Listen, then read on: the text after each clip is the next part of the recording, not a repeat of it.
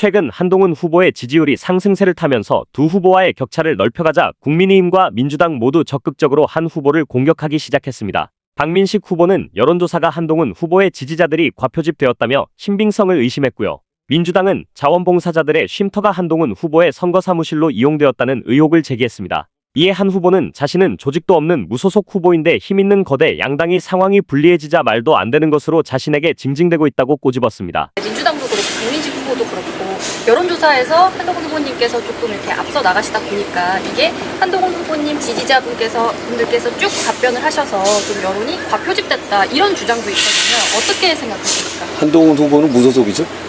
거대 양당이 무소속에게 그런 얘기하는 거 조금 짜친다고 생각하지 않나요? 그리고 자기들이 잘될 때는 뭐 굉장히 뿌렸잖아요.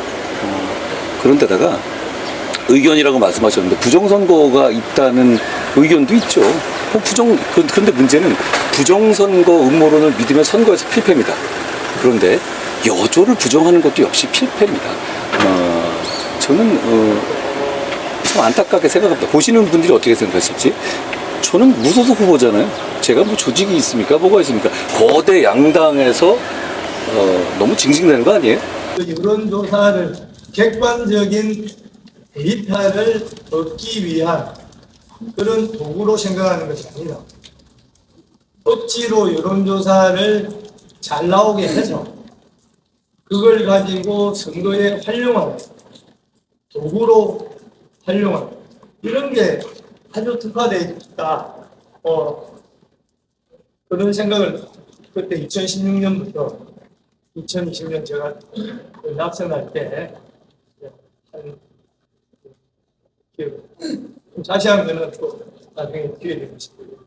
부산국갑의 여론조사 좀 하나 보면 부산일보가 S리서치에 의뢰해서 지난 23일에서 24일 부산북갑 유권자 502명 대상으로 무선 ARS 방식으로 조사한 결과인데요.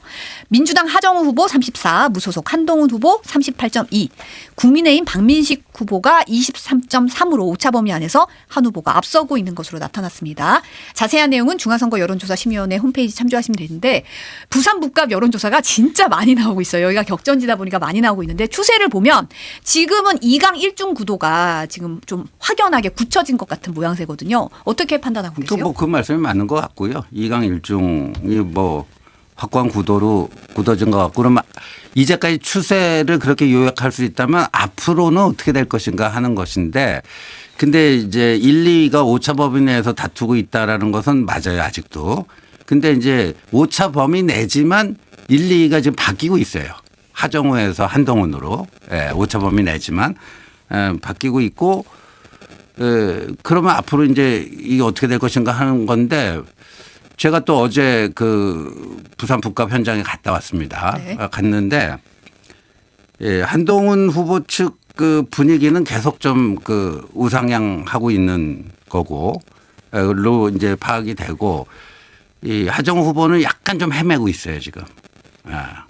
그 오늘도 저 김어준 씨 그 유튜브에 어제 오늘 연달아 이틀을 나왔더라고요. 연달아 이틀 나왔는데 이게 보니까 선거 전략이 정교하지가 못해요. 하정우 후보가.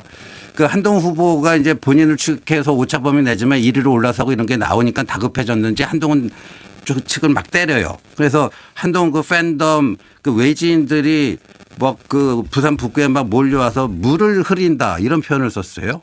외지인들이 몰려와서 북구에 물을 흐리고 있다. 그런데 어제 김어준 유튜브 나가서 오늘 또 나왔는데 어제 한번 나갔다 와가지고 후원금이 꽉 찼대요. 그것도 자랑 삼아 얘기하고 김어준 씨한테 고맙다고 인사를 하는데 그럼 그 1억 5천이잖아요.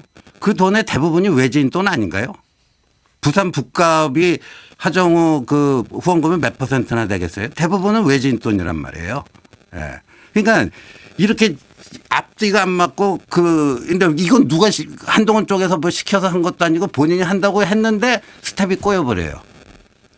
그래서 조금 뭐 좀 난맥상이다 이렇게 보입니다.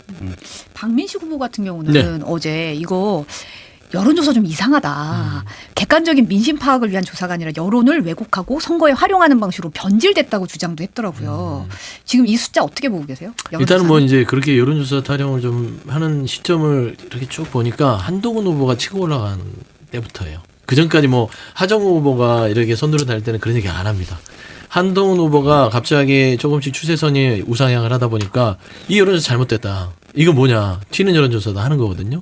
그러니까 결국에는 이제 한동훈 후보랑 반민식 후보 자체가 보수 내에서 지금 현재 치열하게 싸우고 있는데 좀 아쉬운 부분들은 우리 하정우 후보가 사실 이제 뭐 폭락하지도 않고 그런 데서 급등하지도 않고 예열 기간이 좀 길어요. 늘 그 수치의 디폴트 값을 가지고 거기에서 살려내지를 못하고 있는 부분이 좀 아쉬운데 여기에서 정말 한번 탁 시동을 걸고 악셀레터를 밟아줘야 되는데 저는 그 시점이 아직 좀 남아있다고 봅니다. 그래서 D-8일이라서 저는 조금만 분발하면은 사실상 뭐 하정우 후보가 기존에 갖고 있었던 부분을 조금 더 견인해서 갈 수 있는 건데 저는 이제 한동훈 후보 자체는 박민식의 이 리스크를 어떻게 마지막까지 이겨낼 수 있느냐. 저는 그겁니다. 어차피 구도 자체는 명확해졌어요. 전재수 후보가 잘 닦아놓은 북갑에 이재명 대통령과 오랫동안 어떤 그 정부 여당의 힘을 가진 하정우 후보가 여기에서 북갑 발전해서 가겠다는 것은 이미 어느 정도 디폴트 값으로 있고 거기에 어느 정도 덧붙여치면 되는데 한동훈 후보는 지금 현재 뭐 바닥을 열심히 하고 있더라고요. 뭐 절박하게 하는 것도 인정할 만큼 뭐 그런 영상들이 나오던데 박민식의 리스크가 앞서도 얘기했지만 박근혜 전 대통령까지 등판하면서 과연 그 박근혜 전 대통령이 제일 싫어하는 배신자론에서 벗어날 수 있을 것인지 저는 이제 박근혜 전 대통령의 출연은요 배신자라는 그 단어를 소환한 거라고 저는 보거든요. 틀림없이 박민식 원조죠. 후보가 배신의 정책. 배신의 정치 원조고 그 피해자가 지금 유승민 그 전 의원이잖아요. 저는 그 부분을 끌어내기 위해서 박근혜 전 대통령 가져오고 박민식 후보로 가고 아마 메시지가 그 단어가 나올 가능성이 크다. 그래서 저는 하정우 후보를 이기려고 하는 전략보다는 한동훈 후보를 떨어지겠다는 그 국민의힘 지도부의 강한 의지가 보인다. 그 단일화 문제는 좀 많이 받으셨을 것 같은데 그래도 한 말씀 좀 해주신다면 아직도 여전히 많은 사람들이 그 부분을 궁금해하고 있기도 하거든요. 제가 말씀드린 이 큰 민심의 흐름 앞에서 그거는 종속 변수다라고 생각해요. 그리고 뭐 본인이 뭐 죽어도 안 한다고 하잖아요. 그래서 참 그렇게 죽어도 안 한다고 하는데 좀 아이러니한 것은 제가 단일화를 하자고 압박한 적이 없거든요. 그런데 본인이 혼자서 그러시는 것 같아서 이게 참 그 상황이 안 좋으니까 저런 언행을 하시는구나 하고 좀 안타깝게 생각합니다. 지금 하나가 그 팩트 체크가 된 거예요. 박민식 캠프에서 굉장히 핵심적인 역할을 맡고 있는 모 씨가 주변 지인들에게 그 문자를 돌렸는데 계속 그 좀 꽤 긴 문자예요. 계속 한동훈 비방하다가 최후의 선택 하정우 지지. 최후의 선택 하정우 지지. 그래서 지금 최근에 보면요 재밌는 게 어제도 또 사건이 하나 벌어졌잖아요. 그 하정우 후보 그 정청래 대표랑 오빠야 그 오빠라고 불러봐 그 논란인데 또 윤호개인 측에 이제 김민정 의원이 가서 여기 잘생긴 오빠들 많다 그래갖고 이른바 오빠 연대가 완성이 됐어요. 예, 이 하정우 측과 박민식 측의 오빠 연대도 그 완성이 됐고 그 박민식 측의 핵심적인 인사가 하다 안 되면 한동훈 떨어뜨리기 위해서 하정우를 지지하자. 이게 우리의 최후의 그 라스트 카드다. 뭐 이런 문자까지 돌리고 하는 건데 2대1이 됐어요. 두 오빠 대 한 아저씨의 게임이 됐습니다. 뉴스가 나왔는데 선관위가 지난달 이제 한 후보의 팬클럽인 도토리 쉼터가 유사 선거 사무소라고 판단해서 금지 공문 보냈다가 이거는 한 후보 측에서 자진 폐쇄한 적이 있잖아요. 한 후보 측이 아닙니다. 네. 그거 우리 앵커님 말씀 정확하게 하셔야 돼요.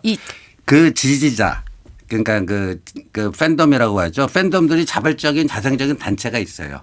거기서 선관위가 뭐 어떤 우려를 전달하니까 그분들이 이거 한 후보에게 폐를 끼칠 수도 있겠다 해서 자진 폐쇄를 한 거지 한 후보 측에서 했다는 거는 그건 그 사실이 아닙니다. 그러면 이번 덕천동 사무소 같은 것도 자원봉사자들이 만든 그렇죠. 사무소인가요? 예. 그래서 그게 이제 그 우리 선거법에 보면 유사사무소 뭐 향후에 뭐 동창회 뭐 이런 것들 빙자해서 유사사무소를 운영하면 안 된다는데 이 사무실이 있다는 것 자체가 불법이 아니고 그 사무실 내에서 조직적인 선거운동 특히 후보 캠프하고 연계를 맺고 조직적인 선거운동을 하면 그게 선거법 위반 소지는 있어요. 그런데 제가 오늘 그 아침에 저 페이스북에 하나 업로드한 게 뭐냐면 이재명 대통령이 2020년 6월 2022년이죠. 6월에 인천 계양을에 대통령 선거 떨어지고 인천 계양을에 보궐선거에 그때 나가셨잖아요. 그때 보면 그 이재명 대통령 그 지지자들 그 개딸들이라고 하죠. 그분들이 잼잼 봉사단이라는 거를 그 결성을 해가지고 개항을 해서 선거운동을 굉장히 빡세게 합니다. 근데 그 동영상 이재명 당시 후보의 유튜브에 그 이재명 TV에 올라와 있는 그걸 보면요. 지금 북갑에서 한동훈 지지자들 한 것보다 훨씬 더 노골적인 형태를 합니다. 그러니까 잼잼 봉사단 이렇게 큰 글씨가 써 있는 그 파란 조끼를 입고 하는데 지금 한동훈 지지자들은 그냥 이 하얀 색깔 상의만 입고 하는 정도예요. 그러니까 그런 식으로 따지면은 뭐 같이 이게 내로남불하면 안 되죠. 뭐 여야를 떠나서 그 잣대는 똑같아야 되지 않겠습니까? 근데 제가 이제 그 민주당 측에서 이게 명백한 위법이고 경찰은 신속한 수사를 해야 된다라고 하는 것을 저는 어떻게 읽냐면은 이제 하정우 후보가 따라잡히고 역전당하고 하니까 다급해진 나머지 뭔가 이제 한동훈 때리기를 위한 소재를 찾다 보니까 이렇게 억가를 하는 게 아닌가 싶습니다. 근데 자원봉사자 자체라기보다는 자원봉사자들이 쓰는 사무소가 지금 문제가 되는 거 아닌가요? 그렇죠. 예, 사무소 자체는 문제가 안 돼요. 사무소에서 선거 운동을 해야지 문제가 됩니다. 그러니까 이제 사무소라는 것도 이제 유사 사무실이 말씀한 대로 그냥 뭐 유사 사무실 놔두고 쉬면은 뭐 그게 선거 운동과는 무관하기 때문에 구두 경고 정도를 받는 거죠. 근데 이제 중요한 건 이게 누범이에요. 도토리 심통 한번 그런 오해가 있어서 선관위에서 구두 경고를 했어요. 문제 소지가 있으니까 하지 마세요 했는데 또 다른 그 한동훈 후보의 뭐 자봉이든 지지자들이 또 하나의 어떤 그런 사무소 설치해서 활용을 하는데 이게 이제 본선에 가면 선관위에서는 이 부분에 대해서 조금 더 처벌할 수밖에 없는 게 뭐 여기서 뭐 조직적으로 앉아서 뭐 전략회의라고 일정 관리를 하는 게 아니더라도 여기가 지지자 관리가 된다거나 안에서 뭐 지지자들끼리 모여서 어디서 왔어요 해서 뭐 이런 소모임을 할 거 아니에요. 그럼 거기에서 뭐 일정을 얘기하고 한동훈 후보에 대한 어떤 여러 가지 전화 홍보를 하거나 또 우리 어떤 사람들을 우리가 합시다 여기에서 어떻게 했습니까 개혁을 한다거나 하는 자체도 선거법에는 엄밀히 따지면 기준이 어긋나는 겁니다. 그러니까 사실 저는 한동훈 후보 캠프 이해가 안 되는 게 저번에 도토리 쉼터 부분도 그런 우려가 있어서 그냥 뭐 지지자들하고 얘기를 해서 피서를 했으면 이 부분도 하면 자제하면 되잖아요. 굳이 뭐 지금 말하자면 추세선이 나쁘지 않다고 하고 지금 뭐 선거 분위기가 좋은데 이런 거를 가지고 선거법에 걸리면 사실 유사선거 사무실이 이게 처벌 규정이 약하지 않아요. 최소 3년 이하의 징역에 아니면 600만 원 정도의 벌금이 나오기 때문에 저는 뭐 굳이 실이 득보다 실이 많은데 이걸 뭐 유지할 필요는 없다. 지금 좀 한 가지 허위 사실을 말씀하셨는데 한동훈 후보 측에서 이걸 계속 그 놓지 않고 뭐 쥐면서 이렇게 관리하려고 한다 하는데 그건 잘못된 얘기고 그 지지자들이 자기들이 그래도 그전에는 폐쇄하기 전에는 뭐 한동훈 관련된 뭐 사진도 이렇게 입구에 붙여놓고 했었어요. 근데 지금은 일체 없고 자기들 그냥 와서 쉬는 용도로 쓰겠다고 해서 하는데 근데 혹시 그 안에서 저는 무슨 일이 일어난지 몰라요. 그러니까 선관위가 조사를 해서 거기서 뭐 그 캠프와 연계를 맺고 무슨 선거 운동을 했다든가 그런 문제의 소지가 있다고 봐요. 그건 조용히 조사하면 되는 거고 근데 그런 식으로 따지면요.